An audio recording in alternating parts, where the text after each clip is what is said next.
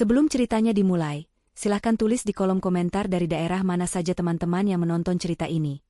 Jangan lupa like dan subscribe agar channel ini bisa semakin berkembang dan bisa mempersembahkan cerita yang lebih menarik lagi. Aisyah menarik napas dalam-dalam, berusaha menyingkirkan perasaan cemas yang selalu menyelimutinya setiap kali menginjakan kaki di rumah mertuanya. Rumah itu megah, dengan ukiran kayu jati yang rumit dan halaman luas yang selalu terawat. Namun, di balik kemegahan itu, tersimpan atmosfer dingin yang tak pernah bisa ia terjemahkan menjadi kehangatan. Di tangannya, ia menggenggam erat tangan kecil Rizky, putranya yang berusia 5 tahun. Bocah itu tersenyum riang, matanya yang besar berbinar-binar melihat kolam ikan koi di halaman depan. Senyum polos itu adalah satu-satunya sumber kekuatannya. "Rizky, jangan lari-lari, sayang," bisik Aisyah lembut. Ia mengusap rambut putranya, merasakan tekstur halusnya. Rizky adalah dunianya, segalanya baginya. Sejak lahir, Rizky didiagnosis dengan kondisi khusus yang membuatnya membutuhkan perhatian ekstra. Namun, bagi Aisyah, ia adalah keajaiban terindah. Di mata suaminya, Budi, dan terutama ibu mertuanya, Ibu Fatma, Rizky adalah sesuatu yang lain. Sebuah beban, mungkin. Sebuah aib. Mereka memasuki ruang keluarga yang sudah dipenuhi oleh sanak saudara Budi. Tawa riuh dan aroma masakan khas rumahan menyambut mereka. Namun, Aisyah tidak bisa menikmati suasana itu. Setiap pasang mata yang menatap Rizky terasa seperti tusukan kecil. Beberapa menatap kasihan, yang lain menatap dengan rasa ingin tahu yang terlalu jelas. Aisyah berusaha mengabaikannya, terus tersenyum, dan mencari tempat duduk. Ibu Fatma, sang nyonya rumah, duduk di kursi singgasana di tengah ruangan, dikelilingi oleh para menantu dan cucu-cucunya. Wanita parubaya itu masih terlihat sangat anggun, dengan sanggul yang rapi dan kebaya sutra mahal. Raut wajahnya kaku, bibirnya tipis. Ia menatap Aisyah dan Rizky dengan pandangan yang tak terbaca, namun Aisyah tahu apa artinya. Itu adalah tatapan yang sama yang selalu ia berikan sejak hari pertama Aisyah menjadi menantunya, sebuah campuran antara ketidaksetujuan dan kekecewaan. Budi, suaminya, menyambutnya dengan senyum kecil yang dipaksakan. "Aisyah, Rizky, sini. Sudah lama menunggu," ucapnya. Ia mengambil tempat duduk di samping ibunya, meninggalkan Aisyah dan Rizky di pinggir. Budi selalu seperti itu. Di depan ibunya, ia berubah menjadi sosok yang berbeda. Diam, penurut, dan tidak berdaya. Aisyah mendudukkan Rizky di pangkuannya. Ia mengambil piring dan mengisi sedikit nasi untuk putranya. "Makan pelan-pelan ya, sayang," bisiknya. Rizky mengangguk dan mulai menyendok makanannya dengan tangannya yang kecil. Percakapan mengalir di sekitar mereka, membahas pencapaian para cucu Ibu Fatma. Cucu yang satu berhasil masuk universitas ternama, yang lain memenangkan kompetisi matematika. Pujian demi pujian dilontarkan oleh Ibu Fatma, matanya berbinar bangga. Lalu, tiba-tiba, keheningan menyelimuti ruangan ketika Ibu Fatma mengalihkan perhatiannya pada Aisyah dan Rizky. "Rizky sudah besar, ya," kata Ibu Fatma, suaranya tajam. "Bagaimana perkembangannya? Bukankah sudah saatnya dia bisa bicara lancar seperti anak-anak lain?" Jantung Aisyah berdegup kencang. Ia tahu ini akan datang. "Rizky sedang dalam terapi, Bu. Perkembangannya positif. Dia sudah bisa mengucapkan beberapa kata," jawab Aisyah, berusaha menjaga suaranya tetap tenang. Ibu Fatma mendengus. "Terapi? Berapa banyak uang yang sudah kalian habiskan untuk hal yang sia-sia seperti itu? Sejak awal saya sudah bilang, anak seperti ini hanya akan jadi beban. Tidak akan bisa jadi kebanggaan keluarga." Kata-kata itu seperti pisau yang menghujam langsung ke jantung Aisyah. Ia merasakan panas di matanya, tapi ia tidak akan membiarkan air mata itu jatuh. Ia menatap Budi, berharap suaminya akan membela mereka. Budi duduk tegak di samping ibunya, matanya terpaku pada piringnya. Tidak ada kata, tidak ada pembelaan. Ia hanya diam, membiarkan ibunya meremukan hati Aisyah. Seorang bibi mencoba mencairkan suasana. "Ah, Ibu Fatma ini, semua anak punya kelebihan masing-masing kok." Namun, Ibu Fatma tidak peduli. Ia sudah terlanjur melancarkan serangannya. Kelebihan apa? Menghabiskan uang? Seharusnya Budi bisa lebih fokus pada karirnya, bukan memikirkan anak yang tidak jelas masa depannya. Kenapa dulu tidak minta diperiksa dulu? Atau setidaknya, mencari istri yang bisa melahirkan keturunan yang normal. Ruangan mendadak hening. Hinaan itu sudah tidak lagi terselubung. Ibu Fatma menuduh Aisyah sebagai penyebab aib ini, bahkan meragukan kelayakannya sebagai seorang istri dan ibu. Hati Aisyah hancur berkeping-keping. Pandangannya beralih pada Rizky, yang masih asyik dengan makanannya, tidak menyadari betapa buruknya kata-kata yang diucapkan neneknya. Hati Aisyah sakit bukan untuk dirinya sendiri, melainkan untuk Rizky. Anaknya yang polos dan tak bersalah, dihina sedemikian rupa. Aisyah menatap Budi lagi, kali ini dengan mata memohon. Budi mengangkat kepalanya sebentar, menatapnya, lalu dengan cepat mengalihkan pandangannya lagi. Pandangan itu adalah pengkhianatan paling dalam. Pandangan itu mengatakan, aku tidak akan berani membela kalian. Kalian sendirian. Air mata yang sudah ia tahan akhirnya menetes. Perlahan, satu persatu, jatuh membasahi pipinya. Aisyah merasakan amarah yang membara, tapi amarah itu tersaingi oleh rasa sakit yang luar biasa. Ia merasa dikhianati oleh pria yang pernah ia cintai, pria yang berjanji akan menjaganya dan anak-anak mereka. Dengan tangan gemetar, Aisyah meletakkan piringnya. Ia memeluk Rizky erat-erat. Sudah selesai makan, sayang, bisiknya, suaranya parau. Rizky mengangguk. Aisyah berdiri, menggendong putranya, dan berjalan menuju pintu. Aisyah, mau kemana? Tanya Budi, suaranya rendah. Pulang, jawab Aisyah singkat, tanpa menoleh. Ia tidak bisa lagi berada di ruangan yang penuh dengan kebencian dan pengkhianatan itu. Langkah Aisyah terasa berat, tapi ia terus berjalan. Di belakangnya, ia bisa mendengar bisik-bisik, tapi ia tidak peduli. Yang penting sekarang adalah Rizky. Memastikan putranya tidak merasakan dinginnya permusuhan yang baru saja ia rasakan. Ketika mereka berada di luar, di bawah langit malam yang gelap, Aisyah berhenti. Ia memeluk Rizky lebih erat, menenggelamkan wajahnya di rambut putranya. Isak tangis yang tertahan akhirnya pecah. Malam itu, di halaman rumah yang megah, Aisyah menangis untuk kehancuran hatinya. Ia menangis bukan hanya karena dihina, tapi karena ia ditinggalkan sendirian. Di malam itu juga, sepercik api kemarahan dan tekad mulai menyala, tersembunyi di bawah reruntuhan hatinya. Ia tahu, ia tidak akan pernah lagi membiarkan dirinya dan Rizky diinjak-injak seperti ini. Hinaan itu tidak akan pernah terlupakan. Suara pintu depan yang tertutup perlahan di belakangnya terasa seperti penutup peti mati. Aisyah tidak menoleh. Ia hanya terus berjalan ke arah kamar mereka, menggendong Rizky yang sudah tertidur lelap di pelukannya.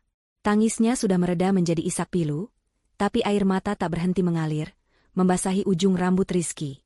Ketika ia membaringkan putranya di ranjang, ia menatap wajah polos itu. Rizky adalah sumber kebahagiaannya, dan kini, juga sumber kesakitannya. Hinaan Ibu Fatma begitu kejam, tapi yang lebih menyayat hati adalah kebisuan Budi. Kebisuan itu mengukir luka yang lebih dalam dari semua kata-kata yang pernah dilontarkan mertuanya. Malam itu, Aisyah tidak bisa tidur. Ia duduk di sisi ranjang, menatap Rizky. Pertanyaan demi pertanyaan berkelebatan di benaknya. Mengapa ia harus menerima perlakuan seperti ini? Apa salahnya mencintai putranya sendiri? Mengapa Budi, suaminya, memilih untuk melindungi ibunya daripada melindungi istri dan anaknya? Pengkhianatan itu terasa begitu nyata, begitu menusuk. Ia teringat janji-janji manis Budi saat mereka menikah, janji untuk selalu ada, janji untuk menjadi pelindungnya. Semua janji itu terasa hampa, sekadar kata-kata yang menguap tak berbekas. Pagi tiba, namun matahari terasa enggan menyinari hari-harinya. Aisyah bangun dengan mata sembab dan kepala berat. Ia mendapati Budi sudah di dapur, membuat kopi. Suasana di antara mereka terasa tegang, dingin, dan penuh jarak. Budi mencoba memulai percakapan. Aisyah, soal semalam. Tidak usah dibahas, potong Aisyah cepat, suaranya serak. Ia tidak ingin mendengar pembelaan, ia tidak ingin mendengar alasan. Alasan apapun tidak akan bisa menghapus rasa sakitnya. Budi menghela napas. Kamu tahu kan ibu memang begitu? Dia tidak bermaksud jahat. Kalimat itu membuat amarah yang selama ini ia tahan, mendidih. Tidak bermaksud jahat? Budi, dia menghina anak kita di depan semua orang. Dan kamu hanya diam. Bagaimana bisa kamu bilang itu tidak jahat? Budi diam, menunduk. Itulah jawabannya. Kebisuan itu kembali, lagi-lagi mengonfirmasi bahwa ia tidak akan pernah berdiri di sisinya. Aisyah menoleh, matanya berkaca-kaca. Apakah bagimu kami tidak berharga? Apakah Ibu Fatma selalu lebih penting daripada kami, daripada Rizky? Budi tidak menjawab. Ia hanya terus menunduk. Selama beberapa hari berikutnya, Aisyah hidup dalam kabut kesedihan. Ia menjalani hari-hari seperti robot. Menyiapkan sarapan, mengantar Rizky ke terapi, mencoba tersenyum di depan putranya. Tapi di malam hari, ketika Rizky sudah tidur, ia akan menangis. Tangisan itu bukan lagi tangisan sedih, melainkan tangisan putus asa. Ia merasa terjebak. Ia mencintai Rizky, tapi ia merasa terlalu lelah untuk melawan dunia sendirian. Dunia yang dipimpin oleh Ibu Fatma dan didukung oleh kebisuan suaminya. Pernah suatu malam, ia bertanya pada dirinya sendiri, apa yang harus kulakukan? Jawabannya terasa begitu berat. Haruskah ia terus bertahan dalam pernikahan yang hancur ini? Haruskah ia terus membiarkan dirinya dan Rizky diinjak-injak? Pikirannya buntu. Namun, seperti yang sering terjadi, dari dasar jurang keputusasaan, percikan api kecil mulai menyala. Suatu sore, saat ia menunggu Rizky selesai terapi, ia melihat seorang ibu lain. Ibu itu juga memiliki anak dengan kondisi khusus, tapi raut wajahnya begitu cerah. Ia tersenyum, tertawa, dan dengan sabar mengajari anaknya. Senyum itu menular. Aisyah bertanya-tanya, apa yang membuat ibu itu begitu kuat? Pertanyaan itu membawa Aisyah pada sebuah cermin. Ia pulang, dan malam itu, setelah Rizky tidur, ia berdiri di depan cermin. Ia melihat pantulan dirinya yang lelah, mata sembab, dan rambut yang kusut. Ia melihat sosok yang telah membiarkan dirinya hancur oleh kata-kata orang lain. Ia melihat sosok yang membiarkan kebahagiaannya bergantung pada persetujuan orang lain. Ia melihat sosok yang pasrah. Tiba-tiba, ia teringat wajah Budi yang menunduk di meja makan saat Ibu Fatma melontarkan hinaan paling keji. Hati Aisyah terasa dingin. Ia menyadari sesuatu yang mendalam, Budi tidak akan pernah menjadi pelindungnya. Ia adalah seorang pria yang terperangkap dalam bayangan ibunya. Aisyah tidak bisa mengubahnya. Ia tidak bisa memaksa Budi untuk mencintai dan membela mereka. Ia hanya bisa mengubah dirinya sendiri. Tangisan Aisyah berhenti. Tidak ada lagi air mata. Hanya ada keheningan, dan di dalam keheningan itu, sepercik api kemarahan dan tekad mulai menyala. Kemarahan pada Ibu Fatma, pada Budi, tapi yang paling penting, kemarahan pada dirinya sendiri karena telah membiarkan dirinya menjadi korban begitu lama. Ia tidak akan lagi menjadi wanita yang pasrah, yang hanya bisa menangis di malam hari. Ia harus menjadi benteng pelindung bagi Rizky. Mulai malam itu, Aisyah memutuskan bahwa ia tidak akan lagi diam. Ia akan bangkit. Ia akan menjadi wanita yang mandiri, yang tidak membutuhkan validasi atau persetujuan dari siapapun.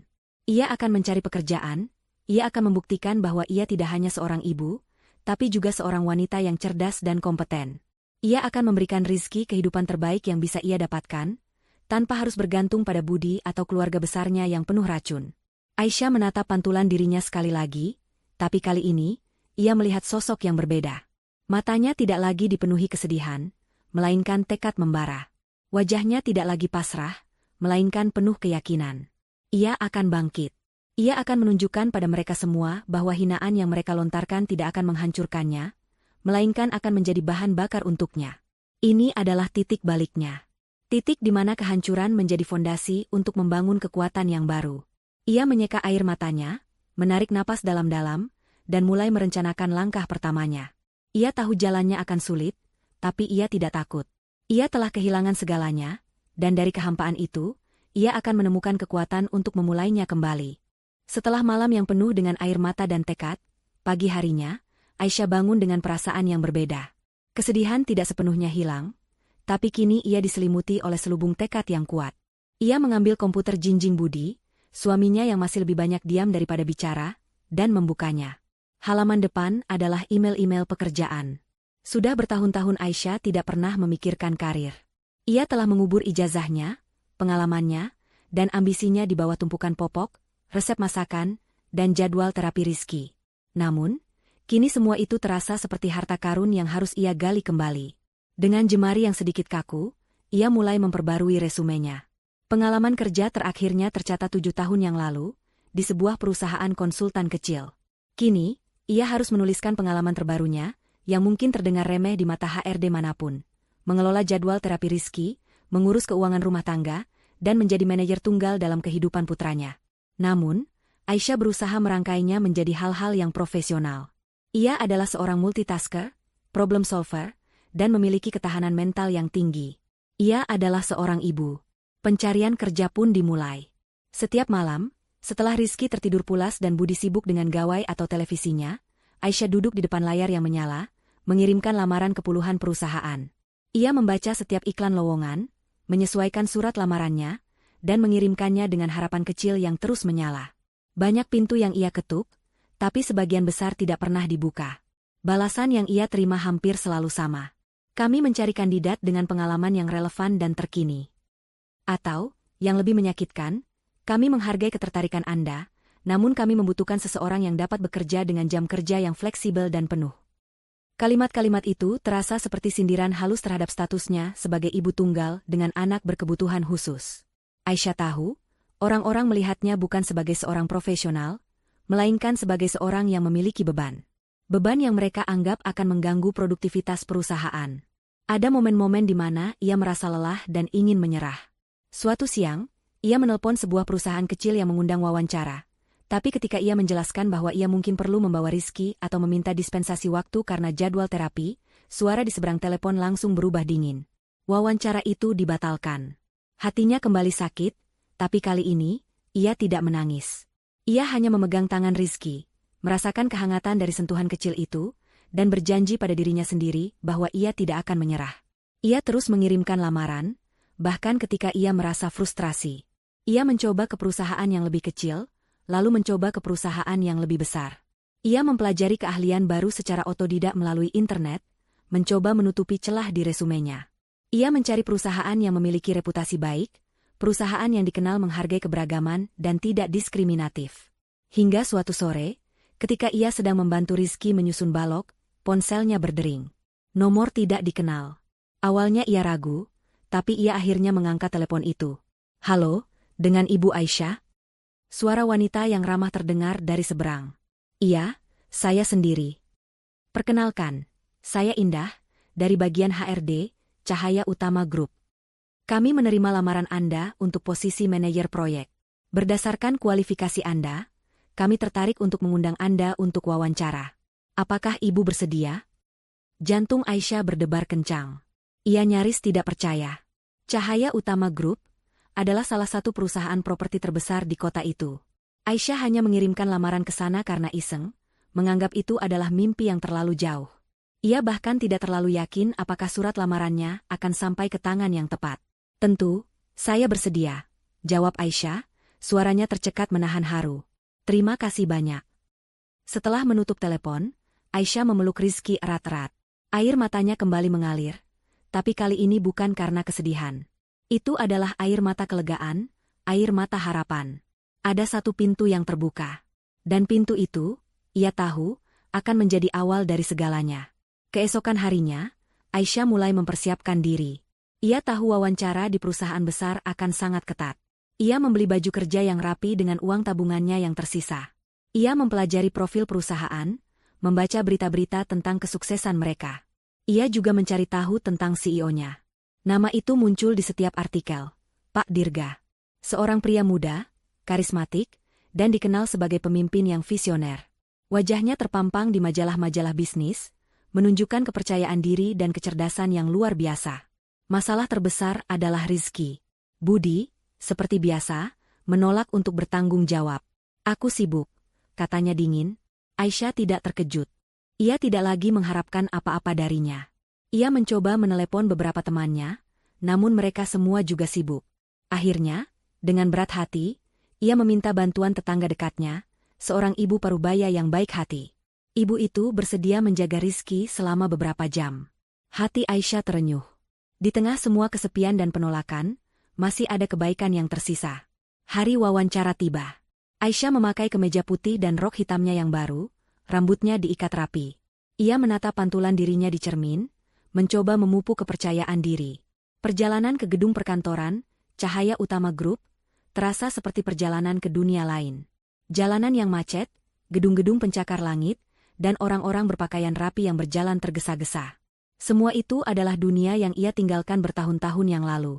Ketika ia melangkah masuk ke lobi yang mewah, ia merasakan gemetar di lututnya. Tapi ia ingat janji yang ia buat pada dirinya sendiri. Ia tidak akan menyerah. Ia akan berjuang untuk dirinya dan untuk Rizky. Ia akan menunjukkan pada mereka, pada Budi, pada Ibu Fatma, dan pada dunia, bahwa seorang ibu dengan seorang anak berkebutuhan khusus bukanlah beban. Mereka adalah kekuatan. Dengan langkah mantap, ia berjalan menuju meja resepsionis, siap untuk menghadapi babak baru dalam hidupnya, babak yang penuh dengan sebuah harapan baru. Aisyah melangkah masuk ke ruang wawancara, hatinya berdebar tak karuan. Ruangan itu didominasi oleh kaca, memberikan pemandangan kota yang menakjubkan di bawahnya. Duduk di balik meja panjang adalah 3 orang, namun matanya langsung tertuju pada satu sosok. Seorang pria muda dengan sorot mata tajam namun ramah, yang tak lain adalah Pak Dirga, sang CEO. Ia adalah pria yang wajahnya sering ia lihat di majalah bisnis. Ia terlihat lebih muda dan lebih karismatik dari foto-foto yang pernah ia lihat. Di sampingnya, duduk manajer HRD yang tersenyum hangat, Ibu Indah, dan seorang manajer operasional yang berwajah serius. Wawancara dimulai. Pertanyaan-pertanyaan yang mereka ajukan jauh dari kata mudah. Mereka menguji pengetahuannya tentang industri properti, menantang logikanya dengan studi kasus yang kompleks, dan menggali pengalamannya di masa lalu.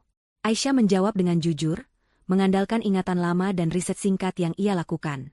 Ia tidak berusaha menyembunyikan masa lalunya sebagai ibu rumah tangga. Ketika Pak Dirga menanyakan tentang jeda karirnya, Aisyah menjawab dengan tenang. Selama 7 tahun terakhir, prioritas utama saya adalah merawat putra saya yang berkebutuhan khusus.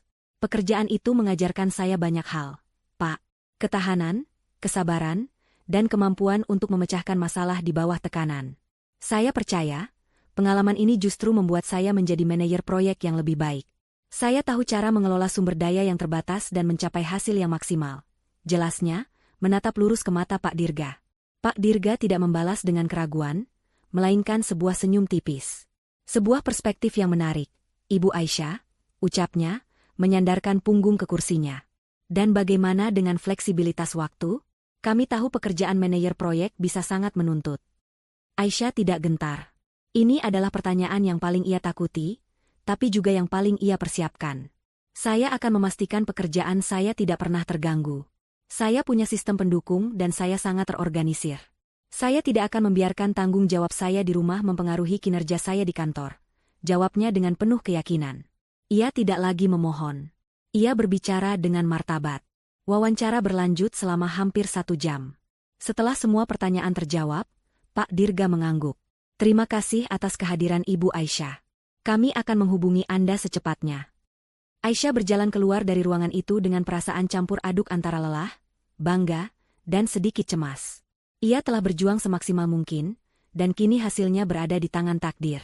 Ia kembali ke rumah, kembali ke rutinitas, seolah tidak terjadi apa-apa. Budi bahkan tidak bertanya bagaimana wawancaranya. Kebisuan itu, yang dulu melukainya, kini tidak lagi terasa begitu menyakitkan. Kebisuan itu terasa seperti kehampaan, seolah Budi tidak pernah ada. 2 hari kemudian, ponsel Aisyah berdering. Nomor yang sama seperti sebelumnya. Jantungnya berdebar kencang, kali ini dengan harapan yang lebih besar. Selamat, Ibu Aisyah, suara Ibu Indah terdengar ceria dari seberang. Kami sangat terkesan dengan jawaban dan semangat Anda. Pak Dirga secara pribadi memutuskan untuk menawarkan posisi manajer proyek kepada Anda. Kapan Anda bisa mulai? Aisyah hampir menjatuhkan ponselnya. Air mata kebahagiaan mengalir deras di pipinya. Ia mendapatkan pekerjaan itu. Ia telah berhasil. Ia akan memulai hidup yang baru. Secepatnya, Bu. Secepatnya, jawabnya, tidak bisa menyembunyikan kegembiraannya. Mulai hari itu, kehidupan Aisyah berubah total. Hari pertamanya di kantor terasa seperti mimpi. Ia disambut dengan hangat oleh timnya. Mereka semua profesional, kompeten, dan yang terpenting, mereka tidak menghakiminya. Tidak ada tatapan aneh, tidak ada bisik-bisik, hanya sambutan tulus dari rekan-rekan baru. Mereka membantunya beradaptasi, menjelaskan proyek-proyek yang sedang berjalan, dan mengajarinya sistem kerja perusahaan. Lingkungan yang mendukung ini adalah sesuatu yang ia idam-idamkan selama bertahun-tahun. Beberapa minggu berlalu, dan Aisyah membuktikan bahwa keputusan Pak Dirga tidak salah. Ia bekerja dengan keras dan cerdas. Ia menggunakan pengalamannya mengurus Rizky untuk mengelola proyek-proyek dengan efisien. Ia merancang jadwal yang detail, mengelola tim dengan empati namun tegas, dan menyelesaikan masalah yang muncul dengan cepat. Ia mendapatkan rasa hormat dari rekan-rekannya, dan yang lebih penting, ia mendapatkan kembali rasa hormat pada dirinya sendiri. Suatu sore, ketika ia hendak pulang lebih awal untuk menjemput Rizky, ia bertemu Pak Dirga di lift. Ibu Aisyah, mau pulang? Ini baru jam 4 sore, sapanya ramah. Aisyah merasa sedikit canggung. Ia khawatir Pak Dirga menganggapnya malas. Iya, Pak. Jadwal terapi Rizky hari ini sedikit lebih cepat. Pak Dirga tersenyum. Senyum itu tulus, tidak ada jejak penghakiman sama sekali. Oh, iya, Ibu Indah sudah memberitahu saya. Tidak masalah. Keluarga adalah yang utama. Pastikan Rizky mendapatkan yang terbaik. Hati Aisyah terenyuh. Kalimat itu, keluarga adalah yang utama, adalah kalimat yang tidak pernah ia dengar dari Budi. Suaminya justru lebih menganggap keluarganya sebagai hambatan. Pak Dirga, seorang bos yang nyaris tidak dikenalnya, menunjukkan pengertian dan empati yang luar biasa. Ia tidak hanya mengerti situasinya, tapi juga menghargainya. Pak Dirga melihat kekuatannya, bukan kelemahannya. Ia melihat dedikasinya, bukan bebannya. Ini adalah lingkungan yang sehat, lingkungan di mana ia bisa tumbuh. Lingkungan yang sama sekali berbeda dari rumahnya. Aisyah menyadari, ia tidak hanya mendapatkan pekerjaan baru, ia juga menemukan awal yang menjanjikan dari babak baru dalam hidupnya.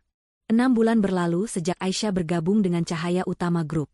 Di bawah kepemimpinan Pak Dirga, ia menemukan lingkungan yang tidak hanya menuntut, tetapi juga sangat mendukung. Setiap hari adalah tantangan baru, dan Aisyah menghadapinya dengan semangat yang membara. Ia memimpin proyek pembangunan perumahan mewah di pinggir kota, sebuah tugas yang rumit dan penuh tekanan. Namun, pengalaman mengelola hidup Rizky telah melatihnya untuk menjadi pemimpin yang sabar, detail, dan solutif. Ia bekerja keras, seringkali menjadi orang terakhir yang meninggalkan kantor. Dedikasinya tidak luput dari perhatian rekan-rekan kerjanya, dan yang paling penting, tidak luput dari perhatian Pak Dirga. Kerja sama mereka semakin intensif. Rapat proyek sering berlanjut hingga larut malam, hanya tersisa Aisyah dan Pak Dirga di ruang rapat. Mereka akan duduk berdua, dihadapkan pada papan tulis penuh coretan ide dan strategi. Pak Dirga, dengan kecerdasannya yang cepat, seringkali memuji ide-ide inovatif Aisyah. Saya tidak pernah berpikir dari sudut pandang itu, Aisyah, ucapnya suatu malam, matanya berbinar kagum. Idemu tentang desain ruang publik untuk anak-anak berkebutuhan khusus benar-benar brilian. Itu akan membuat proyek kita berbeda dari yang lain. Aisyah tersenyum, merasakan kehangatan di hatinya. Pujian dari Pak Dirga terasa begitu tulus. Ini bukan hanya tentang pekerjaan, ini tentang pengakuan. Pengakuan bahwa ide dan pengalamannya berharga, pengakuan yang tidak pernah ia dapatkan dari Budi.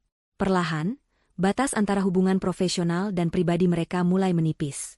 Mereka mulai membicarakan hal-hal di luar pekerjaan, buku yang mereka baca, film yang mereka suka, dan impian mereka.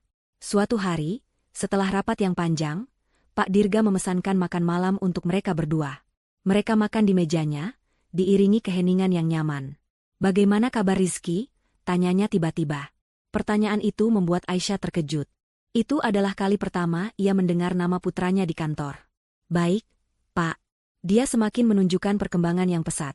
Jawab Aisyah, matanya berbinar saat membicarakan putranya. Dia sudah bisa merangkai 3 kata sekarang. "Bagus sekali," kata Pak Dirga, senyumnya melunak. "Saya tahu itu tidak mudah.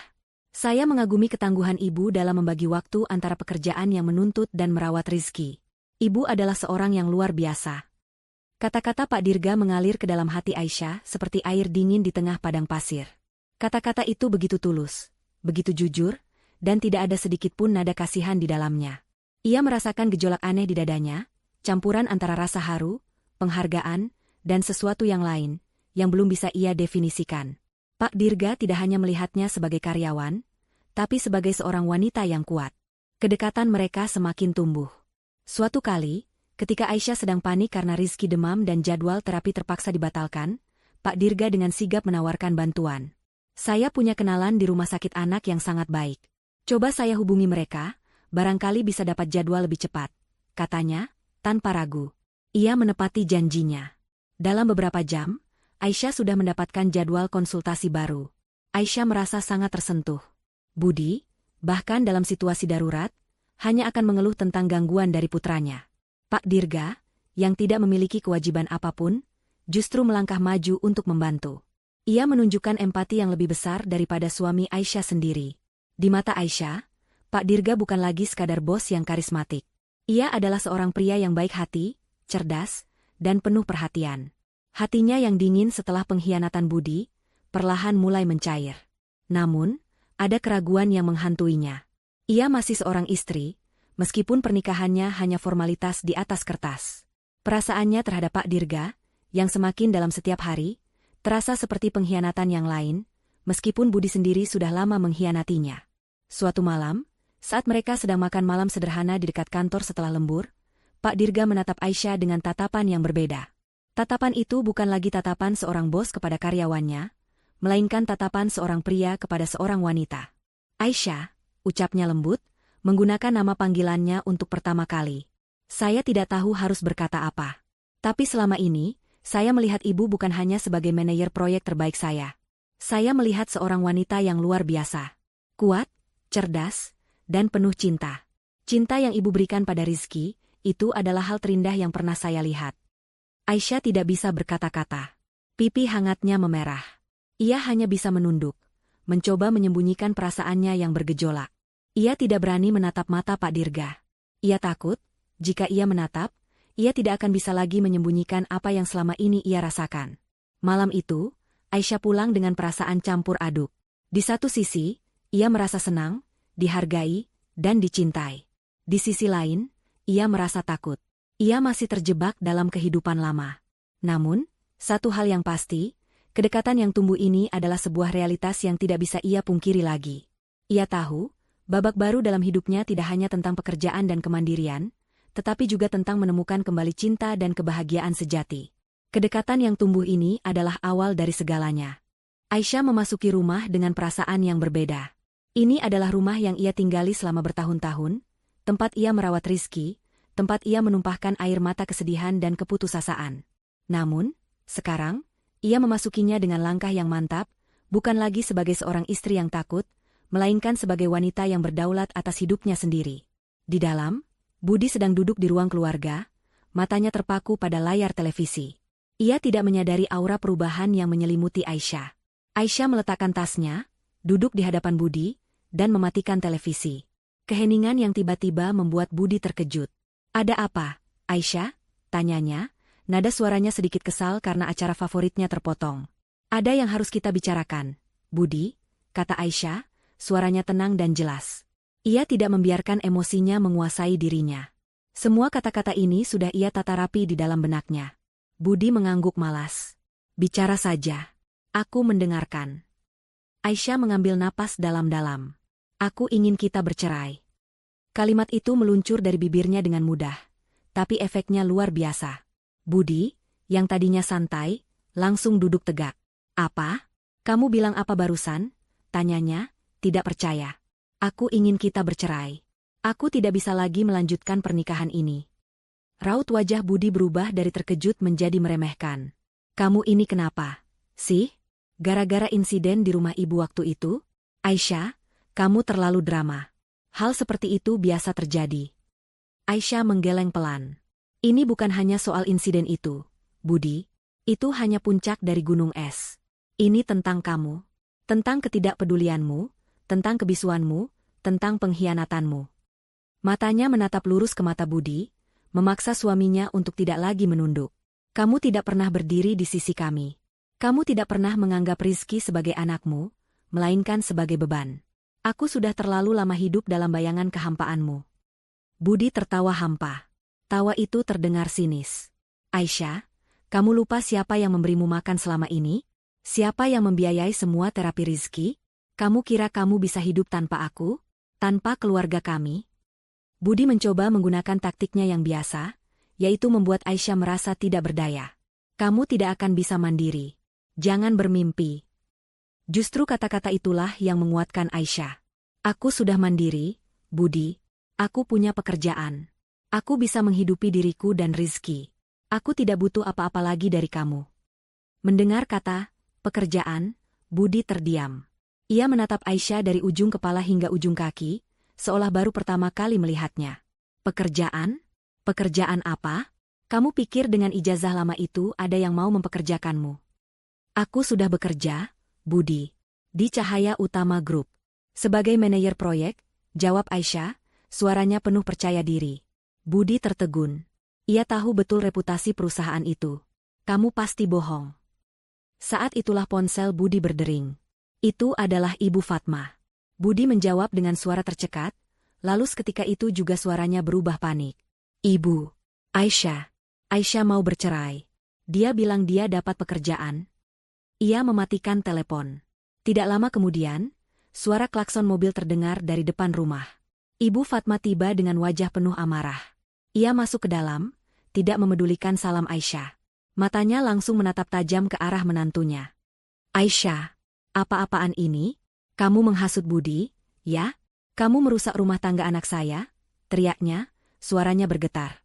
Ibu, saya ingin bercerai, ulang Aisyah dengan tenang. Ibu Fatma tertawa sinis. Bercerai? Kamu pikir siapa kamu? Seorang janda dengan anak seperti Rizky tidak akan laku. Siapa yang mau menerima aib seperti itu? Kamu pikir kamu bisa hidup mewah seperti yang kamu inginkan? Kamu tidak tahu diri. Kami sudah menampungmu selama ini dan ini balasanmu. Aisyah berdiri. Kini ia berdiri lebih tinggi dari Ibu Fatma. Matanya tidak lagi dipenuhi ketakutan, melainkan api yang membara. Saya bukan aib, Bu. Rizky juga bukan aib. Yang aib adalah kalian yang menghina dan merendahkan orang lain. Saya tidak memohon apa-apa dari kalian. Saya hanya ingin keluar dari lingkungan beracun ini, di mana saya dan anak saya tidak pernah dihargai.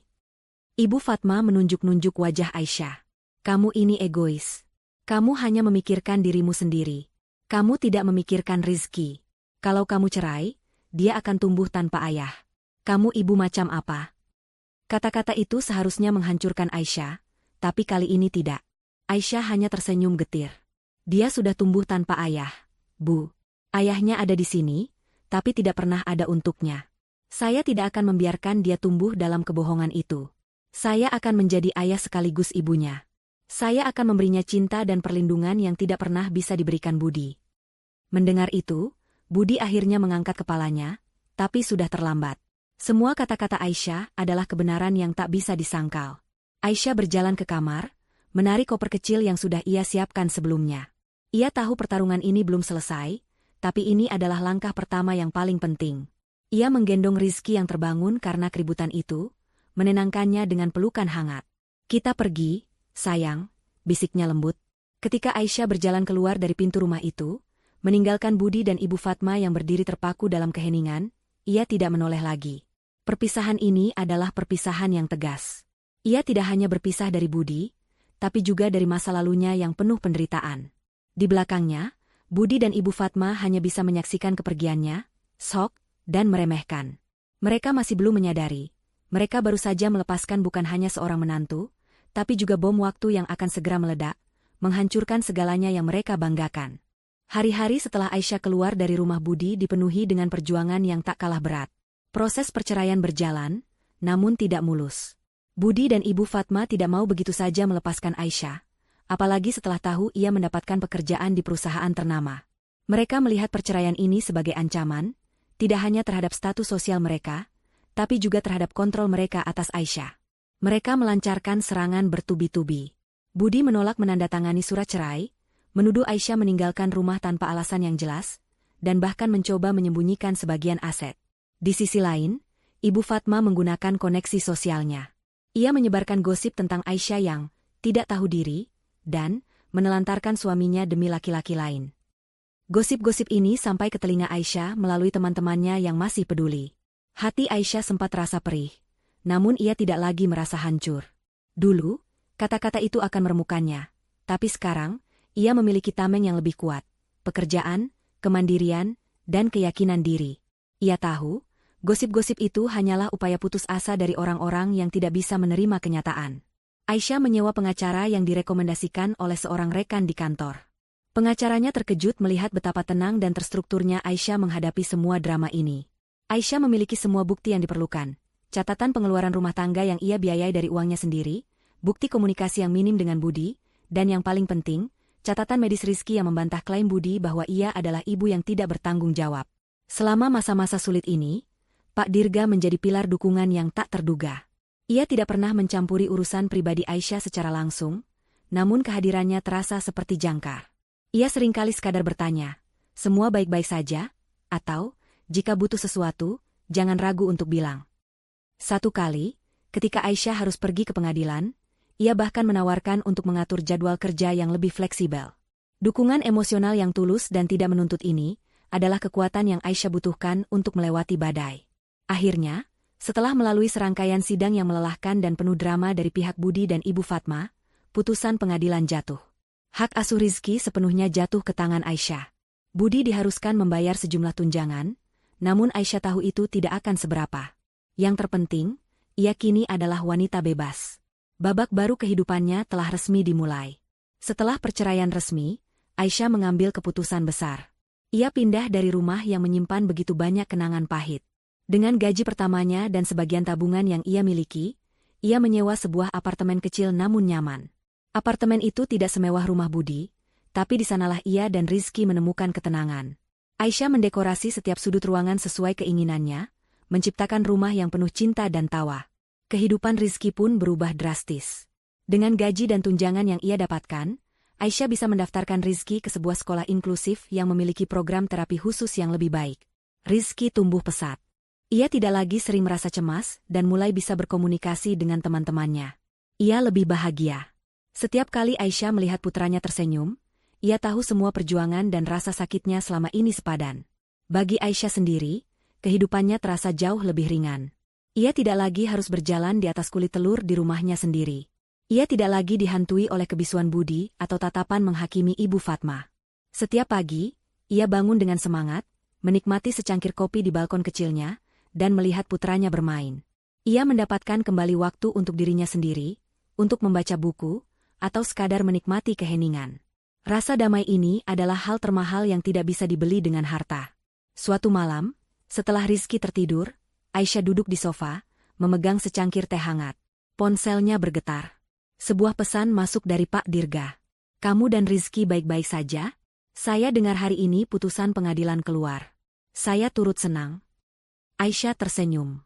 Itu adalah senyum tulus yang tidak pernah ia rasakan selama bertahun-tahun. Ia membalas pesannya, mengucapkan terima kasih atas perhatiannya. Ia merasa tidak lagi sendirian. Ia memiliki pekerjaan yang ia cintai, seorang anak yang ia puja, dan seorang pria yang seorang pria yang memberinya kekuatan dan harapan. Aisyah menatap keluar jendela apartemennya, melihat lampu-lampu kota yang berkelip. Jalan yang ia tempuh sangat panjang dan berliku. Ia telah melewati hinaan, pengkhianatan, dan pertempuran legal yang melelahkan. Namun, semua itu adalah bagian dari takdir yang menuntunnya pada momen ini. Momen di mana ia akhirnya menemukan kebahagiaan dan kemenangan sejati. Waktu terus bergulir, dan kehidupan Aisyah perlahan berubah menjadi dongeng yang tidak pernah ia duga. Sejak perceraiannya resmi, Pak Dirga semakin sering hadir dalam hidupnya. Ia tidak lagi hanya menjadi bos yang penuh empati, melainkan teman yang hangat, dan lebih dari itu, seorang pria yang membawa senyum ke wajah Aisyah dan tawa ke kehidupan Rizky. Malam-malam yang dulu dihabisi dengan tangisan dan kesepian, kini digantikan dengan percakapan panjang melalui telepon, yang membahas mulai dari detail proyek di kantor hingga cerita lucu Rizky. Hubungan mereka berkembang dengan alami. Pak Dirga tidak hanya menerima Rizky, tetapi juga menunjukkan kasih sayang yang tulus. Ia sering menemani Aisyah menjemput Rizky di sekolah inklusifnya, dan kadang ikut bermain bersama bocah itu di taman. Rizky, yang awalnya pemalu, kini bisa tertawa lepas dan memanggil Pak Dirga dengan Om Dirga. Pemandangan itu, Rizky yang bahagia di dekat pria yang begitu peduli, adalah hal terindah yang pernah Aisyah saksikan. Ia melihat Pak Dirga tidak hanya mencintai dirinya, tetapi juga mencintai putranya, seutuhnya.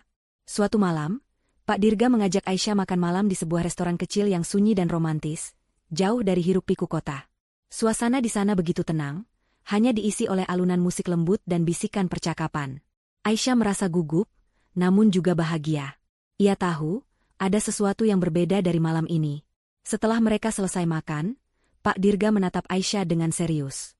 "Aisyah," ucapnya lembut, sambil menggenggam tangan Aisyah di atas meja. "Selama ini saya melihatmu melewati banyak hal. Saya melihatmu dari kehancuran sampai bangkit menjadi wanita yang kuat dan luar biasa. Saya mengagumi semangatmu, ketangguhanmu, dan hatimu yang tulus. Kamu adalah wanita paling inspiratif yang pernah saya kenal." Air mata mulai menggenang di mata Aisyah. Ia tidak tahu harus berkata apa. Ia hanya bisa menatap mata Pak Dirga yang penuh ketulusan. "Saya juga melihat bagaimana kamu mencintai Rizky," lanjut Pak Dirga. "Cintamu itu adalah cinta yang paling murni. Dan saya ingin menjadi bagian dari cinta itu. Saya ingin menjadi pelindungmu dan Rizky. Saya ingin menjadi ayah untuknya, dan pendamping hidupmu." Kemudian, dengan gerakan yang anggun, Pak Dirga mengeluarkan sebuah kotak bludru kecil dari saku jasnya. Ia membukanya, memperlihatkan sebuah cincin berlian yang berkilauan. Aisyah, maukah kamu menikah denganku? Maukah kamu menjadi istriku dan bersama-sama membangun keluarga yang bahagia? Aisyah membekap mulutnya, tidak percaya dengan apa yang ia dengar. Lamaran ini jauh melebihi impian terliarnya. Setelah semua penderitaan, setelah semua hinaan, kini ia dihadapkan pada sebuah pilihan yang menawarkan kebahagiaan dan keselamatan yang sejati. Ia menatap Pak Dirga, melihat kebaikan di matanya, dan ia tahu, jawaban itu sudah ada di hatinya. Ya, bisik Aisyah, suaranya bergetar karena emosi. Ya, Pak Dirga. Saya mau. Pak Dirga tersenyum bahagia. Ia memasangkan cincin itu di jari Aisyah, lalu bangkit dan memeluknya. Pelukan itu terasa seperti rumah. Pelukan itu terasa seperti segalanya akan baik-baik saja mulai sekarang. Berita pertunangan mereka menyebar seperti api. Awalnya hanya di kantor. Namun karena Pak Dirga adalah tokoh publik yang terkenal, berita itu dengan cepat mencapai media. Satu-satunya tempat yang berita itu tidak akan sampai, adalah telinga Budi dan Ibu Fatma. Namun, takdir memiliki cara unik untuk menertawakan mereka. Suatu sore, Ibu Fatma sedang bersantai di klub sosialnya. Ia membanggakan status sosial keluarganya kepada teman-temannya, sesekali menyindir mantan menantunya. Syukurlah, Aisyah sudah keluar dari hidup kami. Wanita yang tidak tahu diri itu hanya akan jadi beban, ucapnya sinis. Namun, seorang temannya tiba-tiba memegang majalah bisnis dengan mata terbelalak. Fatma, ini benar Aisyah, mantan menantumu? Tanyanya, suaranya penuh keheranan. Ibu Fatma menoleh. Di halaman depan majalah itu, terpampang foto Aisyah yang tersenyum bahagia, di samping seorang pria yang sangat dikenalnya, Pak Dirga, CEO Cahaya Utama Group. Judul di bawahnya tercetak tebal, CEO muda terkemuka melamar janda beranak satu, kisah cinta yang mengejutkan. Dunia Ibu Fatma terasa runtuh. Ia membaca berita itu dengan mata membelalak, tidak percaya. Aisyah, menantu yang ia hina, janda yang ia sebut aib, kini akan menikah dengan pria yang ia dambakan sebagai menantu. Pria yang jauh lebih sukses, kaya, dan berkuasa dari Budi. Ia segera menelepon Budi dengan suara bergetar. Budi, yang sedang memeriksa beberapa berita di ponselnya, sudah melihat berita itu. Ia terduduk di kursinya, ponselnya terjatuh ke lantai. Perasaan tidak percaya, amarah, dan penyesalan bercampur aduk. Ia memikirkan Aisyah, wanita yang ia abaikan, yang ia biarkan dihina. Wanita yang kini akan menikah dengan pria terpandang yang bahkan ia tidak bisa saingi. Kebahagiaan Aisyah dan kehancuran hati Budi serta Ibu Fatma adalah lamaran yang mengubah segalanya. Ini bukan hanya tentang cinta, ini tentang keadilan. Ini adalah awal dari babak baru yang akan membawa kebahagiaan sejati bagi Aisyah, dan kehancuran total bagi mereka yang pernah meremehkannya. Persiapan pernikahan Aisyah dan Pak Dirga berjalan dengan lancar. Pak Dirga, dengan segala koneksi dan kekayaannya, memastikan setiap detail pernikahan adalah yang terbaik. Namun, bagi Aisyah, kemewahan itu bukanlah hal utama. Yang paling penting adalah ia akhirnya menemukan kebahagiaan. Gaun pengantin yang dirancang khusus untuknya, lokasi pernikahan di salah satu hotel bintang 5 paling megah di kota, dan daftar tamu yang diisi oleh tokoh-tokoh penting. Semua itu terasa seperti mimpi yang nyata. Aisyah tidak lagi merasa seperti Cinderella yang menunggu pertolongan, ia adalah ratu yang berhak atas kebahagiaannya. Rizki adalah bagian terpenting dari pernikahan itu. Pak Dirga bersikeras agar Rizki memiliki peran khusus, dan ia memilih Rizki menjadi pembawa cincin pernikahan. Selama persiapan, Pak Dirga dengan sabar mengajari Rizki bagaimana cara berjalan di karpet merah, memegang bantal cincin, dan tersenyum di depan banyak orang. Pemandangan itu seringkali membuat hati Aisyah terharu. Pria yang akan menjadi suaminya ini tidak hanya menerima putranya, tapi juga mencintainya dengan tulus. Menjadikannya bagian tak terpisahkan dari momen paling penting dalam hidup mereka. Hari pernikahan pun tiba. Media berdatangan, mengabadikan setiap momen. Pemberitaan tentang pernikahan CEO karismatik dengan seorang janda beranak satu yang bangkit dari keterpurukan menjadi kisah inspiratif yang viral. Tawa, senyum, dan air mata bahagia memenuhi ruangan. Aisyah, mengenakan gaun putihnya yang anggun, tampak bersinar. Ia tidak pernah secantik ini, tidak pernah sebahagia ini. Ketika ia berjalan di karpet merah, dengan Pak Dirga di sisinya dan Rizki yang berjalan dengan bangga di depan mereka, ia merasa seluruh beban di pundaknya telah hilang. Di sudut ruangan, tersembunyi di balik pilar besar, berdiri dua sosok yang menyaksikan semua itu, Budi dan Ibu Fatma. Mereka ada di sana. Undangan yang mereka terima hanyalah sebuah formalitas, sebuah tanda bahwa mereka secara sosial masih memiliki ikatan. Namun, melihat semua kemegahan ini, mereka merasa seperti orang asing di acara yang seharusnya menjadi milik mereka. Budi memakai setelan jas yang ia anggap terbaik, namun ia merasa seperti bayangan. Ia melihat Aisyah, mantan istrinya, kini berdiri sejajar dengan pria yang jauh lebih sukses darinya. Ibu Fatma, yang mengenakan kebaya mahal, menatap panggung dengan tatapan kosong. Tidak mungkin, bisiknya pada Budi. Bagaimana bisa? Wanita itu? Ia tidak bisa melanjutkan kalimatnya. Wanita yang ia hina, yang ia sebut aib, kini menjadi pusat perhatian. Ia melihat Rizky, cucu yang ia remehkan, kini berjalan dengan gembira di depan, mendapatkan tepuk tangan dari para tamu terhormat. Hati Ibu Fatma terasa perih, bukan karena rasa sayang, melainkan karena rasa cemburu dan penyesalan yang baru tumbuh.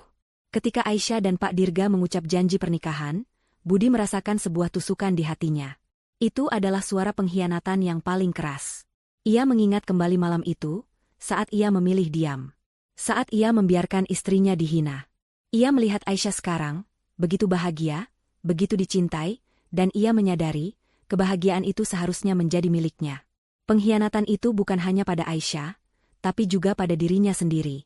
Selama resepsi, Pak Dirga memperkenalkan Aisyah kepada tamu-tamu penting. Aisyah, dengan senyum ramah dan kecerdasannya, berbicara dengan penuh percaya diri. Ia tidak lagi terintimidasi oleh lingkungan sosial ini. Ia berdiri di sana, sebagai nyonya rumah yang anggun, sebagai istri dari seorang pengusaha sukses, sebagai wanita yang berhasil bangkit dari keterpurukan. Budi dan Ibu Fatma hanya bisa mengamati dari jauh. Mereka mencoba bergabung dengan kerumunan, namun tidak ada yang benar-benar menyapa mereka. Reputasi mereka sudah mulai tergerus oleh berita perceraian yang penuh drama dan kini, oleh pemandangan yang ada di depan mata mereka. Seorang wanita yang mereka anggap rendah, kini jauh di atas mereka. Penyesalan mulai merayap di hati mereka, pelan tapi pasti. Budi melihat Pak Dirga tersenyum lembut pada Aisyah, mengusap kepala Rizky, dan ia merasakan cengkeraman ketakutan yang dingin di hatinya. Pria itu tidak hanya mengambil istrinya, tapi juga mengambil kebahagiaan yang seharusnya menjadi miliknya, dan yang terpenting, ia telah mendapatkan kesetiaan dan cinta Rizky. Budi, yang selama ini hanya menjadi ayah di atas kertas, kini menyaksikan orang lain menjadi ayah sejati bagi putranya. Ketika pernikahan usai, Budi dan Ibu Fatma pulang dalam keheningan. Mereka tidak lagi saling menyalahkan, karena mereka tahu, mereka berdua adalah penyebab dari kehancuran ini. Di jalanan yang sepi, di tengah gemerlap lampu kota, mereka hanya bisa membayangkan senyum bahagia Aisyah, yang kini menjadi nyonya besar di sebuah kehidupan yang jauh lebih baik dari yang pernah mereka tawarkan. Pernikahan megah itu bukanlah akhir dari cerita, melainkan awal dari pembalasan yang sesungguhnya. Pernikahan yang megah dan penuh cinta itu adalah babak baru bagi Aisyah. Namun bagi Budi dan Ibu Fatma, itu adalah lonceng kematian yang berbunyi pelan. Aisyah, yang kini berstatus sebagai Nyonya Dirgantara, tidak hanya mendapatkan cincin pernikahan dan nama baru, ia juga mendapatkan kekuatan yang jauh lebih besar. Posisi barunya sebagai istri seorang CEO berpengaruh memberinya akses ke dunia yang tak pernah ia sentuh sebelumnya. Ia menjadi bagian dari lingkungan bisnis dan sosial elit yang sama, bahkan jauh lebih tinggi, dari lingkungan Budi dan Ibu Fatma. Namun, yang paling penting, ia kini memiliki kekuatan dan koneksi untuk membalas perlakuan kejam yang pernah mereka lakukan. Dimulainya pembalasan itu bukanlah dengan teriakan atau konfrontasi, melainkan dengan ketenangan dan kecerdasan. Aisyah tahu, balas dendam yang paling memuaskan bukanlah yang bersifat emosional, melainkan yang bersifat strategis, menusuk tepat di titik paling rapuh mereka, kehormatan dan kekayaan. Ia menggunakan kecerdasannya untuk mempelajari seluk-beluk perusahaan keluarga Budi, yang selama ini ia tahu dikelola dengan kurang profesional. Ia tidak perlu mencari jauh, karena berita-berita miring tentang bisnis mereka seringkali sampai ke telinga Pak Dirga dan rekan-rekannya. Aisyah memulai dengan cara yang paling halus. Dalam sebuah acara amal yang dihadiri oleh para pebisnis ternama, ia mendengar percakapan tentang proyek konstruksi fiktif yang melibatkan perusahaan Budi. Sambil berpura-pura tidak sengaja, ia mendekati seorang jurnalis investigasi yang terkenal. Saya pernah mendengar rumor tentang proyek X di perusahaan properti kecil, yang katanya memiliki masalah dalam audit keuangannya. Bisik Aisyah, seolah itu adalah gosip remeh yang ia dengar dari masa lalunya. Saya yakin orang yang kompeten seperti Anda akan tertarik untuk menyelidikinya. Jurnalis itu, yang tahu siapa Aisyah sekarang, tidak mengabaikan bisikan itu. Kata-kata dari istri seorang CEO berpengaruh bukanlah bisikan kosong. Itu adalah petunjuk berharga. Beberapa hari kemudian, sebuah artikel kecil muncul di salah satu surat kabar bisnis, menyoroti adanya anomali dalam laporan keuangan beberapa perusahaan kecil, termasuk perusahaan keluarga Budi. Ini adalah pukulan pertama yang dilancarkan dengan begitu halus sehingga tidak ada yang bisa menghubungkannya dengan Aisyah. Namun, pembalasan Aisyah tidak hanya berhenti di situ. Ia tahu, rasa sakit terbesar bagi Ibu Fatma adalah kehormatan dan status sosial. Dalam lingkaran sosial Ibu Fatma, Aisyah kini adalah sosok yang lebih dihormati dan disegani. Di setiap acara yang mereka hadiri, Aisyah dan Pak Dirga menjadi pusat perhatian. Mereka disambut dengan senyuman dan sapaan hormat. Sementara itu, Budi dan Ibu Fatma, yang juga sering hadir, seolah tidak terlihat. Orang-orang yang dulu menghormati mereka, kini memilih untuk mendekati Aisyah dan Pak Dirga. Ibu Fatma, dalam keputusasaan, mencoba kembali ke taktik lamanya, menyebarkan gosip. Kalian tahu, Aisyah itu dulu menantu saya. Dia wanita yang tidak tahu diri, katanya pada seorang teman di sebuah pertemuan arisan. Namun, bukannya mendapatkan simpati, Ibu Fatma justru mendapatkan tatapan aneh. Temannya itu, yang kini mengagumi Aisyah, membalas dengan dingin, "Bukankah ibu yang menghina cucu ibu sendiri?" Aisyah adalah wanita yang sangat kuat. Ia berhasil bangkit dan mendapatkan kebahagiaannya. Pukulan ini lebih menyakitkan dari pukulan bisnis. Ibu Fatma, sang ratu sosial, kini kehilangan mahkotanya. Reputasinya yang dulu dibangun di atas uang dan kesombongan, kini runtuh karena kebaikan hati dan kesuksesan mantan menantunya. Kata-kata yang ia gunakan untuk merendahkan Aisyah, kini menjadi bumerang yang menghantamnya. Sementara itu, Budi mulai merasakan kehancuran yang nyata. Beberapa proyek besar yang seharusnya ia dapatkan tiba-tiba dibatalkan. Beberapa investor yang sudah berjanji, tiba-tiba memutus kontak. Ia tidak tahu apa penyebabnya. Ia hanya bisa melihat bisnisnya merosot, reputasinya hancur, dan orang-orang mulai menjauh. Ia mencoba menghubungi klien-klien lamanya, namun tidak ada yang menjawab. Ia terlalu angkuh untuk menyadari bahwa dunia yang ia pijak, kini berada di bawah kendali mantan istrinya. Aisyah menyaksikan semua ini dari jauh, dengan senyum yang tidak pernah hilang dari wajahnya. Ia tidak perlu mengangkat satu jari pun. Ia hanya perlu memberikan sedikit petunjuk, dan roda takdir akan berputar dengan sendirinya. Ia tidak membenci mereka lagi. Yang ia rasakan hanyalah kepuasan. Kepuasan melihat keadilan ditegakkan, melihat orang-orang yang meremehkannya kini merasakan kehancuran yang setimpal. Balas dendam Aisyah adalah tentang menyingkirkan racun dari hidupnya. Racun itu tidak hanya Budi dan Ibu Fatma, tapi juga sistem yang memungkinkan orang-orang seperti mereka untuk berkuasa. Dengan status barunya, ia tidak hanya membersihkan hidupnya, tapi juga membuat dunia di sekitarnya menjadi sedikit lebih baik. Ia menunjukkan pada semua orang bahwa keberanian dan ketulusan akan selalu menang melawan kesombongan dan kekuasaan. Ini adalah dimulainya pembalasan yang penuh makna. Sebuah epilog yang panjang dan pahit bagi mereka yang pernah menganggap remeh seorang ibu muda bernama Aisyah. Satu persatu, semua yang dibanggakan oleh keluarga Budi mulai runtuh. Guncangan kecil yang dimulai dari artikel investigasi jurnalis investigasi berkembang menjadi badai yang menghancurkan. Proyek-proyek yang selama ini menjadi andalan bisnis mereka mendadak dibekukan oleh pemerintah, karena ditemukan adanya penyelewengan dana. Para klien, yang mendengar desas-desus tentang masalah finansial perusahaan Budi, satu persatu memutus kontrak. Mereka tidak mau mengambil risiko berurusan dengan perusahaan yang sedang dalam sorotan. Telepon Budi tidak lagi berdering dengan tawaran bisnis baru, melainkan dengan panggilan dari bank, vendor, dan kolega yang menuntut kejelasan. Ia menghabiskan hari-harinya dalam kepanikan, mencoba menutupi lubang yang semakin membesar, namun setiap usahanya terasa sia-sia.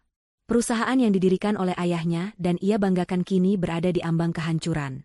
Aset-aset mulai disita, dan rekening mereka dibekukan. Kejatuhan yang tak terhindarkan itu tidak hanya terjadi di ranah bisnis, tapi juga di lingkaran sosial. Ibu Fatma, yang dulunya adalah ratu arisan dan acara sosial, kini menjadi sosok yang dihindari. Di sebuah pertemuan, ia mencoba menghampiri beberapa temannya, namun mereka hanya membalas dengan senyuman kaku dan segera berpindah tempat, berpura-pura tidak melihatnya. Mereka yang dulu memuji Ibu Fatma kini menatapnya dengan tatapan merendahkan, seolah ia adalah peninggalan dari masa lalu yang tidak lagi relevan. Gosip tentang kejatuhan bisnis mereka dan keangkuhan mereka di masa lalu menyebar cepat, dan tidak ada yang mau lagi bergaul dengan orang-orang yang dianggap busuk. Pukulan terberat bagi Ibu Fatma datang saat ia mencoba menggalang dukungan dari koneksi lamanya untuk menyelamatkan bisnis Budi. Ia menelepon beberapa pejabat dan pengusaha yang dulunya ia anggap sebagai teman baik. Namun, semua teleponnya tidak diangkat, atau jikapun diangkat, mereka hanya memberikan jawaban dingin. "Maaf, Ibu, saya tidak bisa membantu. Ia menyadari, kekuasaan yang ia miliki selama ini hanyalah ilusi. Semua orang mendekatinya karena uang dan statusnya. Dan kini, setelah semua itu lenyap, ia ditinggalkan sendirian. Malam itu, di rumah yang terasa begitu dingin, Budi dan Ibu Fatma saling berhadapan. Tidak ada lagi ketenangan, tidak ada lagi kepalsuan. Keduanya tenggelam dalam keputusasaan. Bagaimana ini bisa terjadi, Budi? Tanya Ibu Fatma, suaranya parau dan bergetar, jauh dari nada sombongnya yang dulu. Semua aset kita, semua kekayaan kita, lenyap. Budi, yang kini berwajah kuyu dan letih, menatap ibunya dengan tatapan penuh kebencian. Ini semua karena ibu. Andai ibu tidak menghina Aisyah, andai ibu tidak membuatku diam saat itu, sekarang kita tidak akan berada di sini. Teriaknya, amarah yang selama ini ia pendam akhirnya meledak. Ibu Fatma terhenyak. Ia tidak pernah melihat Budi membentaknya seperti ini. Jangan salahkan saya. Siapa yang memilih untuk diam? Siapa yang tidak becus mengurus perusahaan sampai Aisyah bisa menemukan kelemahan kita? Balasnya, air matanya menetes. Mereka terus bertengkar, saling menyalahkan, namun di lubuk hati mereka tahu kebenarannya. Hinaan dan perlakuan kejam mereka kepada Aisyah adalah awal dari semua ini. Aisyah yang dulunya mereka anggap lemah, kini menjadi penyebab dari kehancuran mereka. Kekuatan yang ia dapatkan dari Pak Dirga, koneksi yang ia miliki, semua itu adalah hal yang tidak bisa mereka sentuh, apalagi hancurkan. Mereka adalah korban dari kesombongan mereka sendiri. Budi duduk di sofa, memegang kepalanya. Ia teringat kembali wajah polos Rizky, yang ia anggap beban. Ia teringat kembali tatapan mata Aisyah yang penuh cinta untuk anaknya, dan kini ia menyadari bahwa cinta itu adalah kekuatan paling besar. Ia telah menukar cinta dan kesetiaan istri serta anaknya dengan kesombongan kosong. Sekarang, ia tidak memiliki apa-apa lagi. Di sisi lain, Ibu Fatma hanya bisa menangis dalam keheningan. Ia membayangkan kembali hari itu, saat ia menghina Aisyah di depan keluarga besar. Kata-kata yang ia ucapkan begitu kejam, dan kini, ia melihat konsekuensinya. Hidupnya, kekayaannya, dan statusnya, semua lenyap. Ia merasakan pahitnya penyesalan yang tidak lagi berdaya. Mereka kini adalah orang yang terasing, tenggelam dalam kehancuran yang mereka ciptakan sendiri. Babak ini adalah puncak dari karma. Mereka yang dulu berkuasa, kini jatuh tak berdaya. Mereka yang dulu menghina, kini merasakan pahitnya kehinaan. Ini adalah kejatuhan yang tak terhindarkan dan merupakan harga yang harus mereka bayar atas semua perbuatan mereka di masa lalu. Tahun-tahun berlalu dengan cepat, dan kehidupan Aisyah, Pak Dirga, serta Rizky dipenuhi dengan kebahagiaan yang tidak pernah terbayangkan oleh Aisyah. Rumah mereka kini adalah tempat yang penuh tawa, cinta, dan dukungan. Setiap pagi, aroma masakan Aisyah yang lezat memenuhi dapur, dan setiap sore, suara Rizky yang berceloteh riang saat menceritakan kegiatannya di sekolah menjadi musik termanis di telinga mereka. Aisyah kini tidak lagi harus berjalan di atas kulit telur. Ia adalah ratu di istananya sendiri, dihargai dan dicintai seutuhnya oleh suami dan putranya. Rizky, yang dulu dihina dan dianggap sebagai beban, kini tumbuh menjadi anak yang cerdas, percaya diri, dan mandiri. Dengan dukungan penuh dari Pak Dirga dan Aisyah, ia mendapatkan pendidikan dan terapi terbaik yang tersedia. Ia tidak hanya mahir dalam akademis, tetapi juga memiliki keterampilan sosial yang baik. Di sekolah, ia dikenal sebagai anak yang kreatif dan penuh ide. Suatu hari, ia membawa pulang sebuah piala dari kompetisi melukis. Pemandangan Rizky tersenyum bangga, memegang piala itu, adalah tamparan keras bagi semua kata-kata tajam yang pernah Ibu Fatma lontarkan. Pak Dirga memeluknya dengan hangat, mengucapkan selamat, dan memuji usahanya. Rizky benar-benar menemukan figur ayah sejati dalam diri Pak Dirga, seseorang yang melihat potensinya, bukan keterbatasannya. Bagi Aisyah, kebahagiaan ini terasa begitu nyata. Ia berhasil membuktikan bahwa hinaan tidak akan pernah bisa menghancurkannya. Hinaan itu justru menjadi api yang membakar semangatnya, menjadi bahan bakar untuk bangkit dan berjuang. Ia tidak lagi melihat masa lalunya sebagai luka, melainkan sebagai sebuah perjalanan yang membentuk dirinya. Ia berhasil sebagai seorang istri, sebagai seorang ibu, dan juga sebagai seorang wanita karir yang sukses. Di bawah bimbingan Pak Dirga, ia terus naik pangkat di perusahaan, membuktikan kecerdasan dan kompetensinya. Ia adalah sosok yang dihormati, baik di rumah maupun di kantor. Di sisi lain, kehidupan Budi dan Ibu Fatma tenggelam dalam kehancuran yang mereka ciptakan sendiri. Setelah semua aset mereka disita dan bisnis mereka bangkrut total, mereka kehilangan segalanya. Rumah megah mereka kini hanyalah kenangan. Mereka harus pindah ke sebuah kontrakan kecil di pinggir kota, hidup dalam kemiskinan dan isolasi sosial. Orang-orang yang dulu mereka anggap teman kini tidak lagi peduli. Mereka berdua hidup dalam keheningan, saling menyalahkan dan penuh penyesalan. Ibu Fatma, yang dulunya sangat bangga dengan status sosialnya, kini tidak lagi memiliki apa-apa. Ia hanya bisa mengenang masa lalunya yang gemilang, meratapi keangkuhan yang telah menghancurkan segalanya. Di setiap sudut jalan, ia merasa ada mata yang menatapnya dengan tatapan kasihan atau, yang lebih menyakitkan, tatapan merendahkan. Penyesalan yang paling dalam adalah saat ia melihat berita tentang kesuksesan Rizky dan kebahagiaan Aisyah di media. Ia menyadari, cucu yang ia remehkan, kini menjadi kebanggaan orang lain. Ia telah membuang permata demi gengsi yang kosong. Sementara itu, Budi hidup dalam kehampaan yang sempurna. Ia kehilangan pekerjaan, rumah, dan yang paling penting, rasa hormat pada dirinya sendiri. Ia menyadari betapa pengecutnya ia di masa lalu, memilih diam dan membiarkan istrinya dihina. Ia kehilangan Aisyah, wanita yang mencintainya, dan ia kehilangan Rizky, putranya sendiri. Ia seringkali duduk sendirian, memikirkan bagaimana hidupnya akan berbeda andai saja ia mengambil keputusan yang benar. Namun, penyesalan itu datang terlambat. Suatu sore, saat Aisyah sedang berbelanja di sebuah toko kelontong, ia melihat Budi. Ia tampak kurus dan kuyu, tidak lagi memiliki aura kebanggaan yang dulu. Budi melihat Aisyah, menatapnya dengan tatapan penuh rasa sakit. Namun, Aisyah tidak lagi merasakan amarah atau dendam. Yang ia rasakan hanyalah ketenangan. Budi, mantan suaminya, kini menjadi bayangan dari masa lalu yang sudah ia tinggalkan. Ia tidak lagi membalas dendam, takdir sudah melakukannya untuknya. Aisyah tersenyum tipis, sebuah senyum yang bukan untuk meremehkan, melainkan senyum penuh kelegaan. Ia kembali ke mobil, di mana Pak Dirga dan Rizky sedang menunggunya dengan tawa. Ketika ia melihat senyum Rizky dan tatapan penuh cinta dari Pak Dirga, ia tahu ia telah menemukan segalanya. Ia telah menemukan kemenangan dan kebahagiaan sejati. Kisahnya bukanlah tentang kehancuran, melainkan tentang harapan. Kisahnya adalah bukti bahwa dari abu kehancuran, dapat tumbuh sayap-sayap baru yang kuat untuk terbang jauh lebih tinggi.